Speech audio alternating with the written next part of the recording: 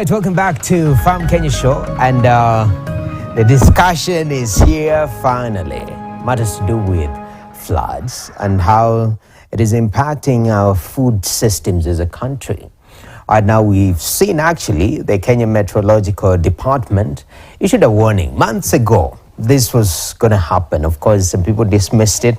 Like, you say this timeline, it didn't happen. Now we won't take you by your word. Then it finally happened, and now they have issued another warning again that after this flooding season, you're coming into a drought.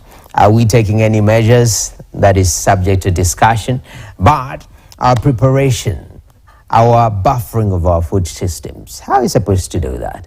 As our discussion today, and I'm joined, of course, in studio by Professor Bansi Mati, who is the founder of Association of Irrigation Acceleration Platform. Prof, good to see you. Thank you for making time. Thank you. Yes. And we also have Mr. Michael Orangi from the Food and Land Use Coalition. Welcome to Farm Kenya Show. Thank you. All right. So for starters, maybe just to understand, because there's this term, Prof, that a lot of people use. It's called food systems. Yeah? And it sounds very simple yet complicated. Yeah? Because when we interact with food, most of us is, I buy food, I eat food. If you're a farmer, maybe I produce food. So when you talk about food systems in a very simple term, how do you understand it? How do you explain it? My interaction with food systems was actually at a time we were writing sustainable food system strategies for 15 ASAL countries through World Food Program. The year was 2019-2020. And what I now remember, or what I know about food systems, is before we used to look at food as one, producers, you go there, two, consumers, you go there, three, middlemen, or what we like to call the people who do value addition, you go there, and then there are all these inputs and so on. So the food system thinking connects everything.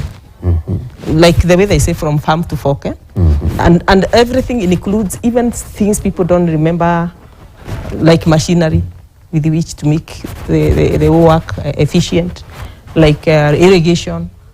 Because according to me, why I am passionate about irrigation is that irrigation gives the farmer the power to choose when to grow for the market, for the weather, for the whatever. So it connects all the dots so that the food systems don't suffer because one piece of the connecting chain is missing. So that's how I would stick it and stop there so that maybe my colleague can add something. Definitely. Michael, I mean, just a further clarification, and I like that. It is sort of not having siloed approach to anywhere we touch on food. Maybe you could offer, is there a more broader perspective in that regard? What do we mean by food systems? Yeah, I think, first of all, I want to agree with what Professor mentioned, but just to elaborate more that food systems, you're talking about a system. So you're looking at it wholesomely. And like she mentioned, you're not just looking at, for example, a value chain from farm just to fork. There are so many other things that speak to food. So in terms of their production, in terms of their distribution, in terms of preservation, in terms of infrastructure that facilitates the production, the distribution, the preservation, even the consumption of it, the nutritive value of the food itself.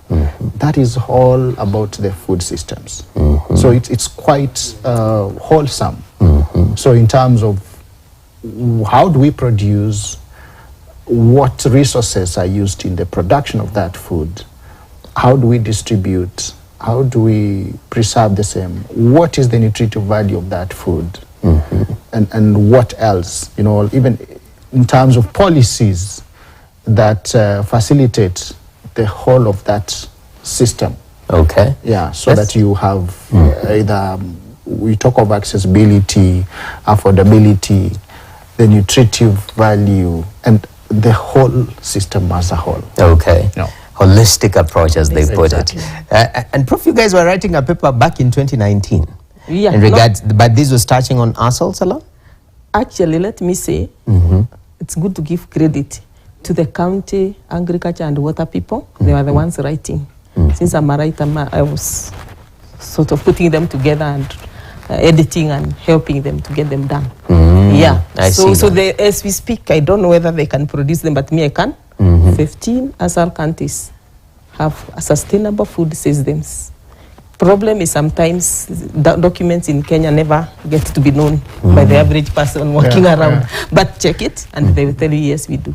Oh, that's and incredible. I can even name them, but I can name them if you want. But yes. In fact, we even have to specifically target different areas. Maybe for the ASALs, since you went a little bit through that document, just in overview of it, what do you think has been the impact of policy interventions, especially from a county level, on impacting food systems?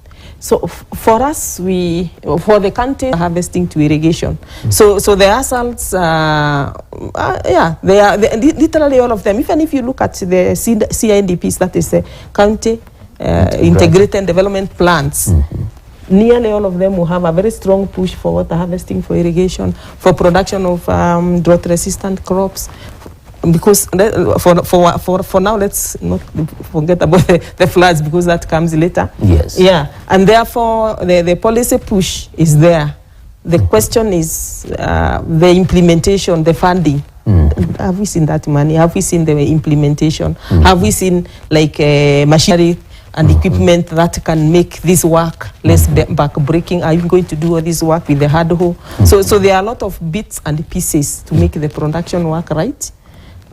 Usually when the production works right, it is easy, like we have seen with that livestock offtake, because the livestock are there. Then the other pieces and the bits can be made easier. Okay. But if you have zero production or 25% production, then it won't work. So I know, of course, there's a lot of who don't know stock production, but if it's not there, people will have hunger, there will be no producers, and then there will be nothing to take it, all the other steps, which now make it an economic activity. Okay. Yeah, makes a lot of sense. Michael, I know you come from Food and Land Use Coalition, and even as the name suggests, it's food and land use. There's always this talk about Kenya and arability, arable land. A good portion of this country is that we have very good soils, but there is that challenge that Prof is solving about water. So we have arable land, but again there is, I think, is there a level of underutilization, or where do we sit in regards to the natural resource when it comes to food production as a country? Yeah, thanks for that question, Noah. And as you rightly put it, from the point of view where I come from as the Food and Land Use Coalition, we look at the whole system. So as I've mentioned, we want to look at the land resource. And what do we have? Like you've said, in Kenya, actually, what we have arable land is less than 20%. What is really good arable land for agricultural production. But again, statistics tells us that only 1% is on constant crops production. Just 1% of the 21%. And then the rest of it, like you mentioned, is more of grasslands, ASAL regions.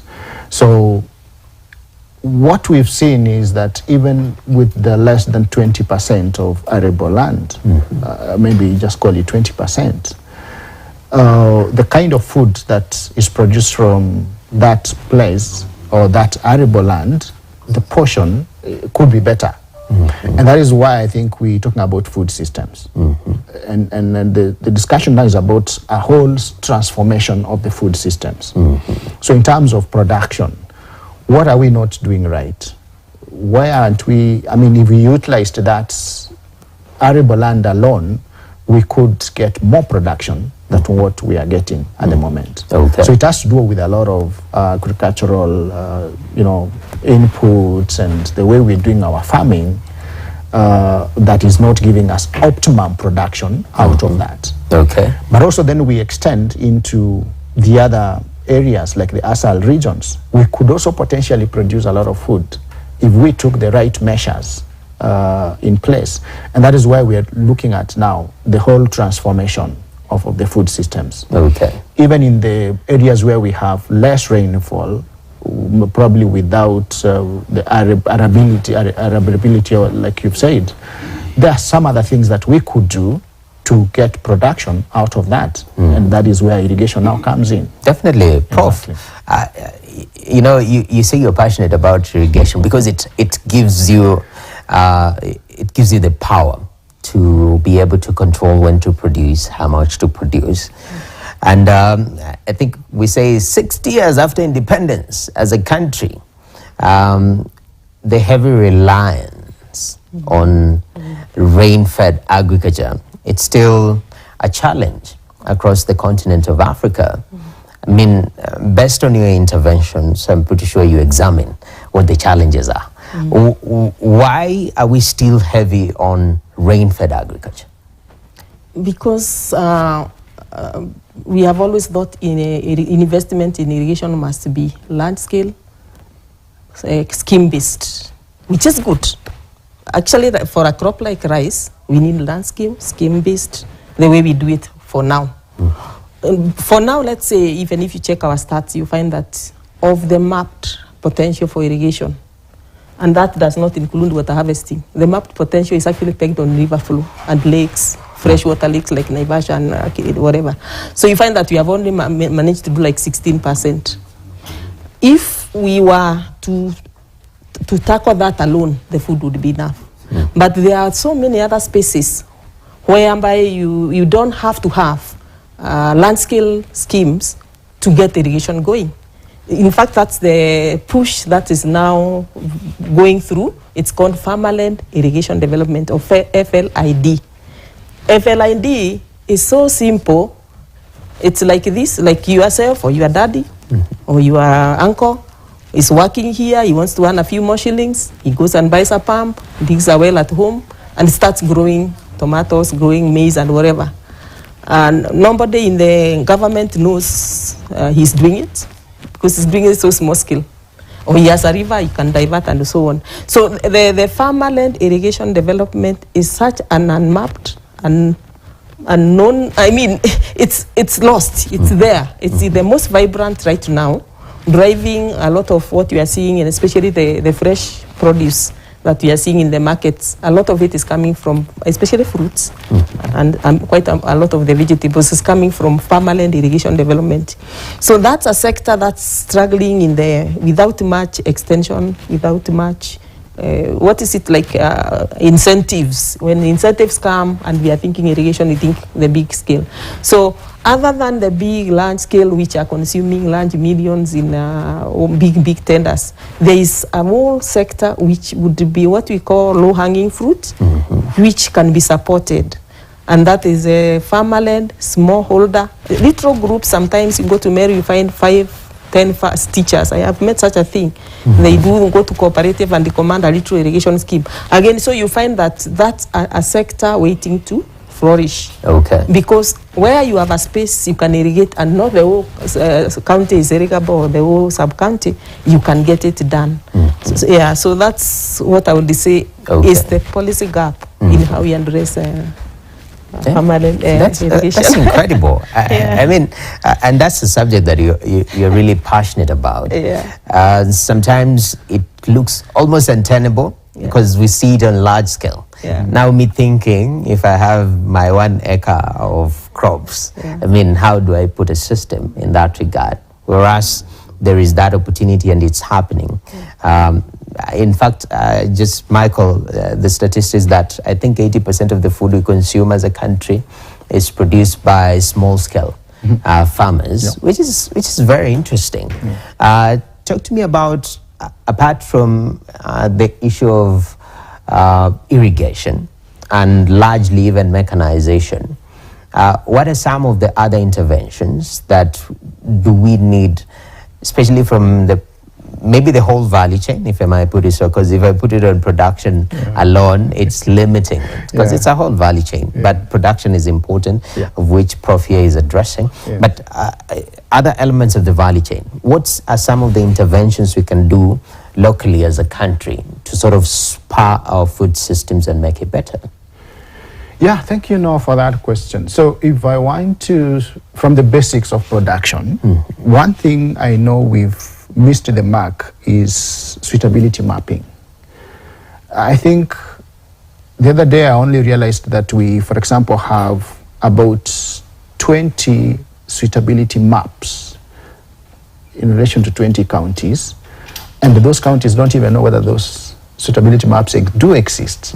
And those are maps that really clearly show which sections of the counties that are good for farming, which particular crops, and that gives a very good beginning place.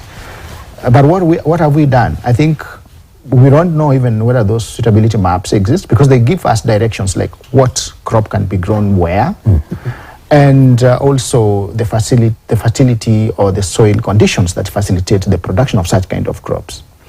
The other thing is a lot of agricultural potential land that is already mapped. Out of the 20, I think we are even going down, because look at real estate, look at urbanization, a lot of encroachment to very productive agricultural land, which is just going to structures and high-rise constructions.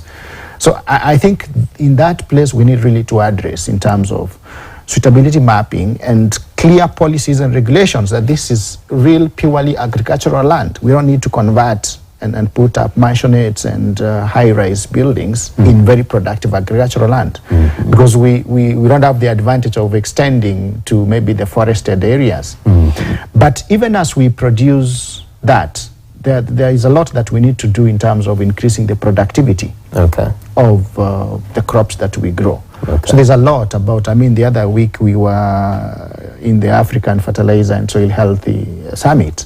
So there's a lot that is yet to be achieved in terms of either fertilizer use to increase our productivity, but also in terms of going organic or using biofertilizers, bio-inputs, biostimulants to, for example, regenerate our soil. Because we've also used inorganic fertilizers for a long time. Probably the soils are dead. So we need really to regenerate the soils to be able to produce enough of the food that we need with the growing population. And even with the existing climate vagaries. But then beyond that, just because of land masses, we also need to look at how do we, for example, restore degraded landscapes, bring them back to production. That will take quite a long time. But still we have quite mapped areas that are degraded that need to be brought back to production. That is quite within maybe the arable landscapes. So restoration initiatives need to be given a beef up. And beyond that, then we need to look at what are we growing? What crops? How nutritive are they? What nutritive value do we get out of those crops? Is it just growing maize? What else can be grown to substitute 1 full acre of maize to supply the same probably calorific energies, the equivalent of that? So we need to diversify the cropping systems. And then, I mean, go to a whole scope of even reducing our food losses and wastes. Whatever that we produce, statistics can tell you that we waste around 30% of what we produce. I mean, if you have what you've produced and take care of it and it gets to the table, we wouldn't be talking of food insecurity. So if we are able to manage our food losses and wastes throughout the value chains, I mean the commodities, various commodities, we will be able to be saving a lot that will have that support such kind of investments. So we need a favorable environment where such kind of investments are facilitated, they are directed. I mean, even like less taxes, for example, for such kind of infrastructure. Exactly. Yeah, I mean, again, the keyword holistic approach to it. we want to take a short break, yeah? And I'm glad because I think we were setting the foundation of where we are in regards to food systems. And now we have an emerging challenge that has come, climate change, specifically flooding. I mean, when we come from this particular break, we'll take a deep dive into the impact of floods to these food systems and how we can create sort of a buffer system to protect this system that feeds our country and energizes our country for the better. Remember, it is the Farm Kenya show right here on KTN Home and also Farmers TV. We want to take a short break. When we come back, still, the impact of flood on food systems. Stay tuned.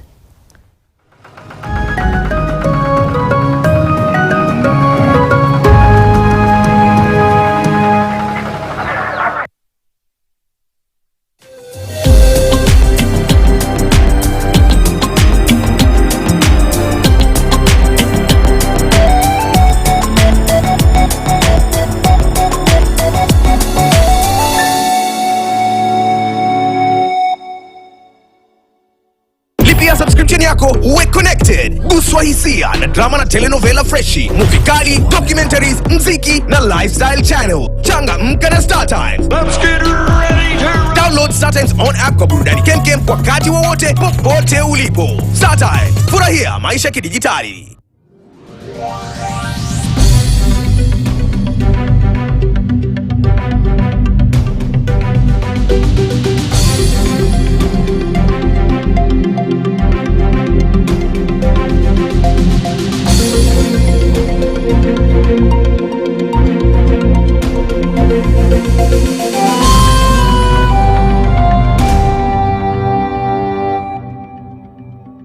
How do you keep your toilets clean? I use normal detergent and bleach for washing. The detergent and bleach cleanless can leave behind yellowness, rust, and germs. Harpic's 10 times better cleaning compared to regular detergents and bleach, and kills 99.9% illness-causing germs in your toilet, including the COVID-19 virus. Habari njema, mchezo mpya kushinda hela umewasili. Tazama utuzwe ni mchezo rahisi na njia haraka ya kushinda hela ukitumia simu yako. Kuwa mmoja wa mamia ya washindi kila siku. Jishindie kuanzia shilingi 20,000. Ni rahisi. Deposit kuanzia shilingi 20 hadi 99 kwenye paybill number 145656. Account number KTN. Shinda sasa hivi. Draws na washindi kila hour. Kumbuka, deposit kuanzia 20 bob hadi 99 bob kwa paybill number 145656. Account number KTN. Na unaweza kujishindia hadi 1,300.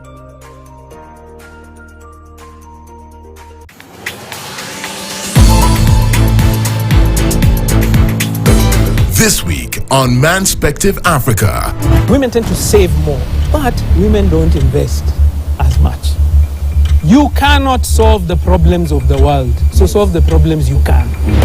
When it comes to retirement, guys, now you're living in your own house, which costs you money.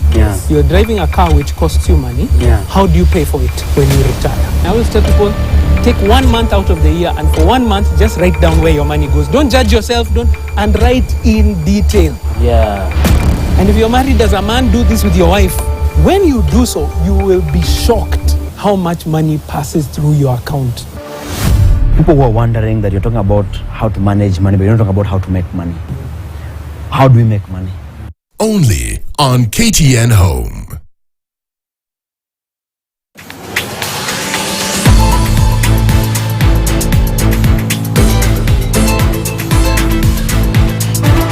What is the color of the ripe pumpkin? Yes, as you know, the pumpkin is just an edible fruit. The edible means what? It can be eaten. So the pumpkin, it has the leaves which can be hidden.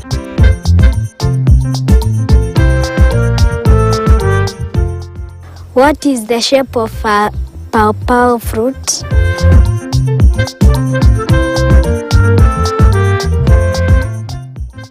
A pawpaw fruit is round in shape.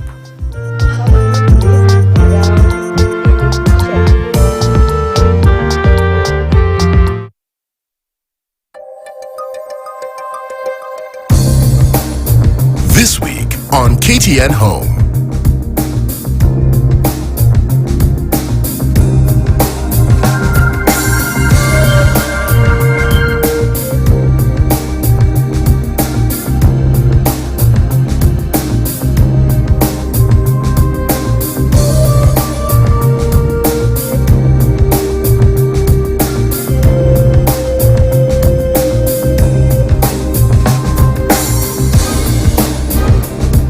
KTN Home, your home of entertainment.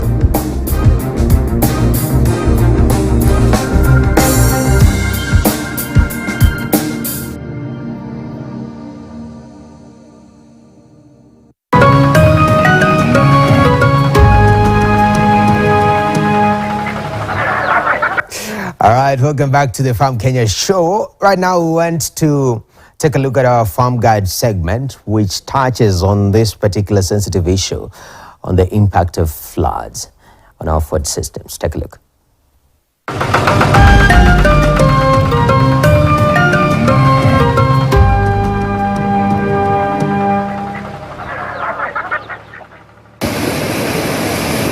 The rapid climate change we are now seeing is caused by humans using oil, gas, and coal in their homes, factories, and transport. When these fossil fuels burn, they release greenhouse gases, mostly carbon dioxide. These gases trap the sun's heat and cause the planet's temperature to rise. The world is now about 1.1 degrees Celsius warmer than it was in the 19th century, and the amount of carbon dioxide in the atmosphere has risen by 50%. When you hear climate change, it's very much about how climate now is basically posing an existential threat to human beings. We know now that human activities very much contribute to climate change. In addition to drought, African populations are experiencing floods, heat waves, and outbreak of climate change-related diseases. According to the Intergovernmental Panel on Climate Change IPCC report released in late March, it says the world temperatures need to come down as greenhouse gas emissions are projected to go above 1.5 degrees Celsius between the years 2030 and 2035, or even beyond, hence increasing global warming. You hear mostly that we need to ensure that the temperatures remain at 1.5 C before our pre-industrial age. And so that means everything we do must be very much mitigated. That's why you hear mitigation.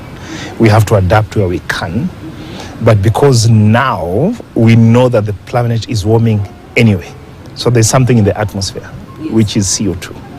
And so as much as we want to limit the emissions, we now must think of removing some of these emissions that we put in. So think about it as planetary waste removal. To keep temperatures within 1.5 degrees Celsius limit, carbon emissions need to be reduced by at least 43% by 2030 and at least 60% by 2035. And this is the time to start making the changes. While speaking at the 3rd Regional Symposium on Greening Judiciaries in Africa, President William Ruto said countries have no option but to go green. Do we continue the fossil fuel powered industrialization, which is destroying our globe with disastrous effects, or do we go green? Governments agreed at last year's COP27 climate summit in Egypt to create a fund to help pay for the damage that a warming planet is inflicting on vulnerable countries, but failed to commit to new measures for reducing greenhouse gas emissions. Africa is the least emitting continent, but bears the most burden of climate change. We need to continuously have a political conversation that then ensures countries put laws and limits to how much we emit, and countries that emit more need to compensate or work with countries that emit less. Among other measures to ensure energy systems are net zero carbon emitters, a substantial reduction in overall fossil fuel use, minimal use of unabated fossil fuels, and use of carbon capture and storage in the remaining fossil fuel systems, and energy conservation are part of the solutions fronted to reduce global warming. You hear, don't pollute. Think about changing how you use energy, whether it's for even clean cooking technologies, how vehicles now have to emit less, but also go to electrical vehicles, how industries must now think about other alternative sources of energy that does not pollute the air. So it's an all-in effort, I think, beyond beyond industry, it's also how we live, how we work, how we learn. Building Walioula KTN News.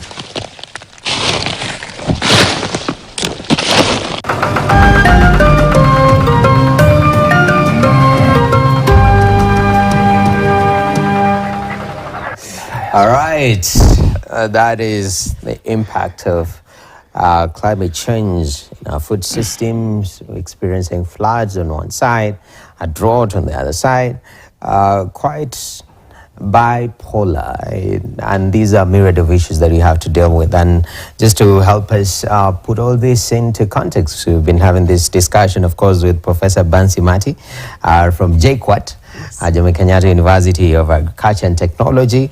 And also you have Michael Orangi from the Food and Land Use Coalition. Now, Prof, the issue of floods, it's one of those, water from an agricultural point of view is seen as a good thing. But also it has potential to wreak havoc. Just from your observation and in this season, since you've been observing, looking at these systems, irrigations and whatnot, talk to me about, from your observation, what has been the impact of floods to farmers and agricultural systems? Okay, it's not exactly the first time floods have wreaked havoc. I understand there was one in 61. There was one which some of us remember very well, 97, 98, but this one of 2024 seems to be, I think, the most severe. Mm-hmm. But floods are when there is excess rainfall. Just like drought is when there is negative lack of rainfall. And therefore they are part of the weather. Ideally, cyclic, ideally should be there even without climate change. But of course, as we have seen, as we know now, made much worse, made much more frequent by the climate change. It is so bad that now we have disasters alternating with floods. Some of the data we have, let's say for Ewasonyiro Basin. Ewasonyiro means Laikipia, Isiolo, Meru, the drier parts of Meru going north. Is you find in the 80s, behind the 80s, we would have a drought like 3 or 4 decades. It has come. Now the so-called extreme events is expected every 2 years, like alternate this or the other. Mm-hmm. This or the other, not even normal, then something wrong happens. So going forward, it's like we should be ready. Although at first, in the other section, we are talking a lot about irrigation because by design then we wanted to address lack of rain. Flood is actually the more severe, is the more dangerous and more difficult thing to handle, because one must have been ready for it for you to handle it. When you are not ready for drought and drought comes, you can bring a tanker of water, you see, and save animals and so on. But if you are not ready for the flood and you are sleeping in your house, you just go. So the problem is that we need to start better preparedness for flood now, knowing that flood actually is taking away more lives, is taking away soil. We talked of soil degradation. The degradation we have had in these 3 weeks is, I think, enough for 10 years or something, due to the amount of water that has been carrying away everything. It's also taking away crops. So many people harvest nothing because their crops were underwater. Others, it was taken away. So it is not on or if, it is now one of the things we do as part of food systems thinking. And with a bigger thinking in terms of lives and not just crops, but also the saving of lives and preparing for it. Like I would say that flood is excess water that has lacked where to go. We prepare for this water to go somewhere in the good times. Although we talk of water harvesting, flood water is beyond harvesting. It is an excess we need to take care of as we are left with the normal amount which we can harvest. So I think once people know that, or not that, oh, now that you have a flood, can we harvest all the flood? It's not that way. It is we harvest what is manageable. We create room for what is excessive to live. Okay. Yeah. Michael, you talked about mapping. Yeah. And that touches on preparedness in many ways for floods, because Kenya Met actually started talking about this issue a while back, and they have been warning from a farmer's perspective. You hear Kenya Meteorological Department and wondering, okay, how do I prepare for this?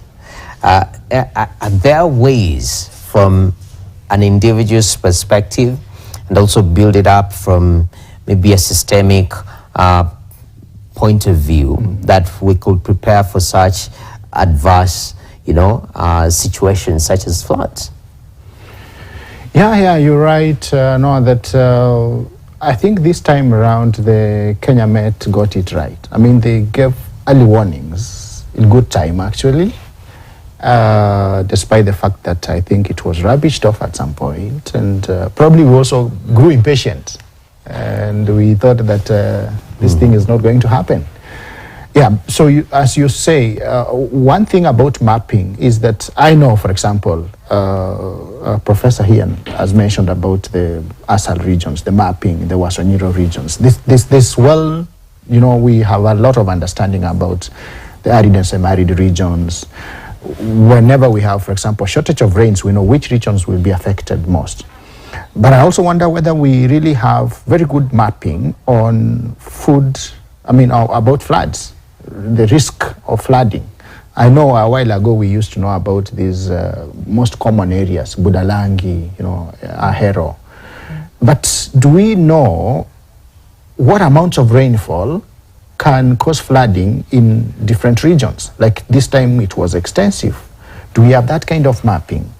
And in terms of even the mapping, beyond the mapping, then we need to have better prepared, like Prof has already mentioned, early enough.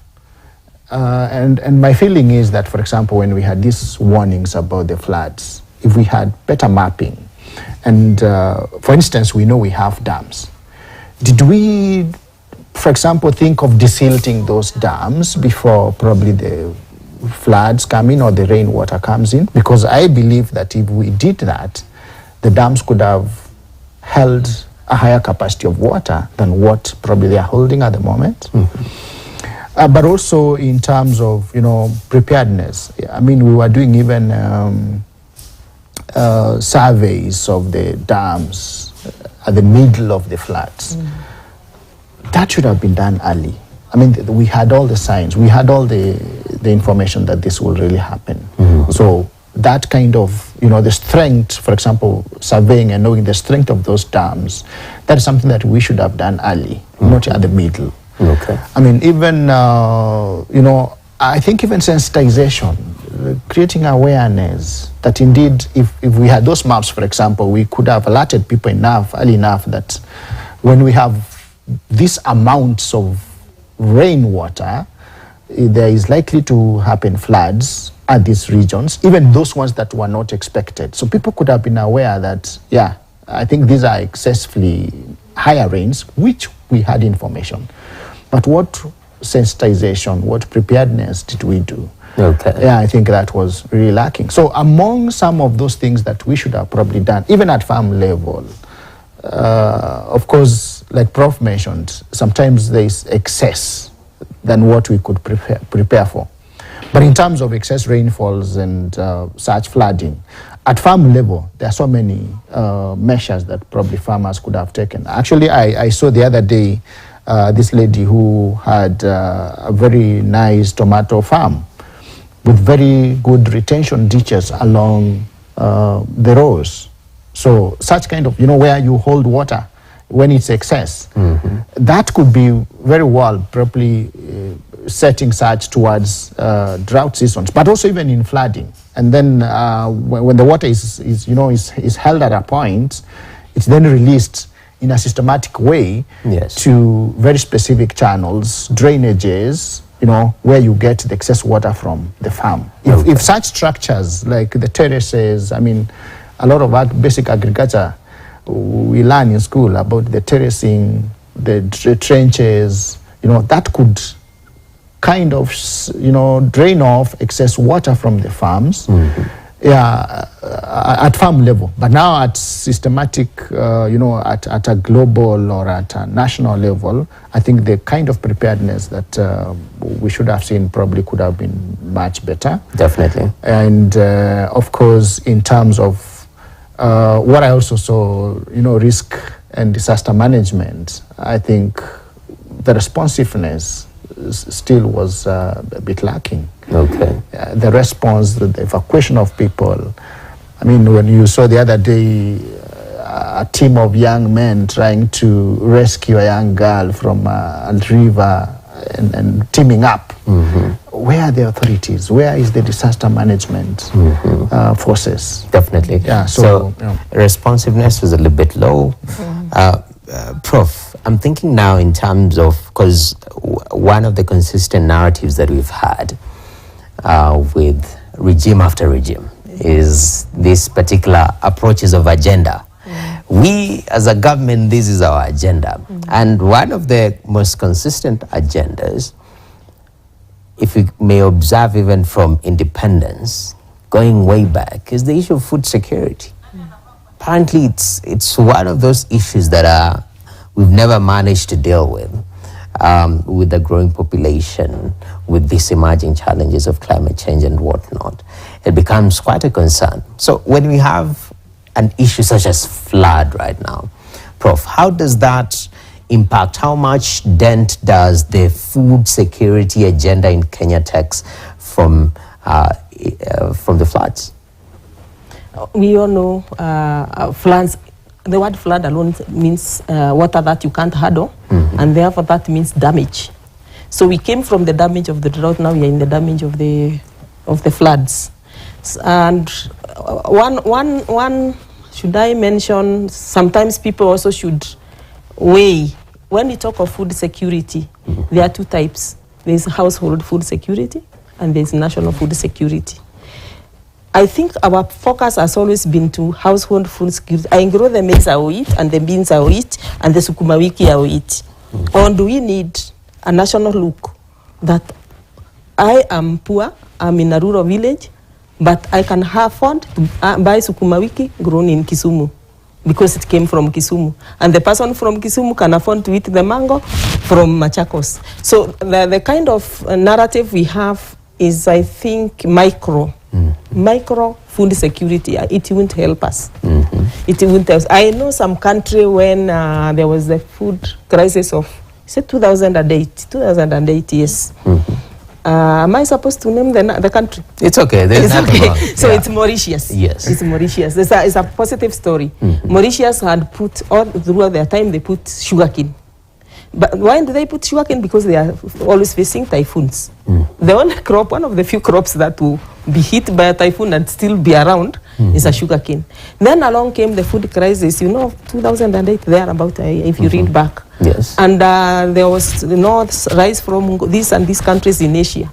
So they did a crisis meeting, and within 6 months, rice was growing in their country for national food security. And even the Arab countries, Saudi Arabia, even Dubai, all of them are now with their oil wealth, even desalinizing seawater to have national food security. It's not about Bansi here, him and him each having enough granary in the granary to eat till the next rainfall. I think that's the approach we normally sometimes have. It is about, like he said earlier, can we have enough maize? Because we love maize, whether we like it or not. These Kenyans love their ugali in white. So we like our ugali in white, and let's have it. But can we grow enough somewhere? Give all the incentives and also those taxes people are crying about, reduce them, so that maize, and we know it is possible. That one the agriculture people can tell you it is possible. It used to be possible before. It is possible. Can we have enough sugar? Can we have enough of everything? Therefore, that way now we are able to feed this country, but at the same time we are looking at the smallholder farmer being able to be supported, because that's a little business. then we support the small farm. I'm not saying, oh, aggregate farms, no. But let's look at the bigger picture, but then also look at the small farmer as a business person who has struggled for too long. With the retro that they are doing, with the small whatever it is that they do where they are, then the way he was saying, like, look for the best value for that. And I would like to name a few. I like to name a few success cases which I think are going very well, like in Makueni here, where they have nicely done their mapping. Dengu zones are here, mango zones are here, coffee zones are here, and they look for market for their own farmers.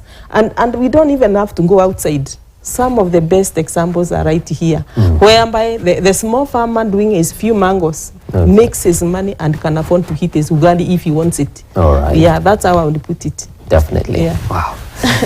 Hey, my people, you guys have been fun talking to. I think we should have another layer of this conversation in our subsequent shows. Yes. But I really appreciate you for giving us your input and your outlook in regards to this issue of floods, some of the interventions you've mentioned, and also approaching it from a macro level, affordability, I know one of the challenges that the country faces is we are a net importer, and that has put us in a very insecure place. So any, global event, food systems and, supply chains are messed up. We're impacted in terms of affordability and access. So I think this is part of that conversation that we need to have in regards to how we regain that power, being able to feed ourselves as a country. And that is something that I think we'll discuss subsequently. But thank you very much, Professor Bansi Mati from JQuat, and also the founder of Association of Irrigation Acceleration Platform, and also Michael Orangi from the Food and Land Use Coalition. Thank you very much for your time, and thank you very much for joining with us over the past hour and a half. We appreciate your commitment. My name is Nokip Kimbo. That's all from Farm Kenya show today. Have yourself an awesome viewing experience for the rest of the day. God bless you. Okay, thank you. All right. Thank you, Noah. That was nice.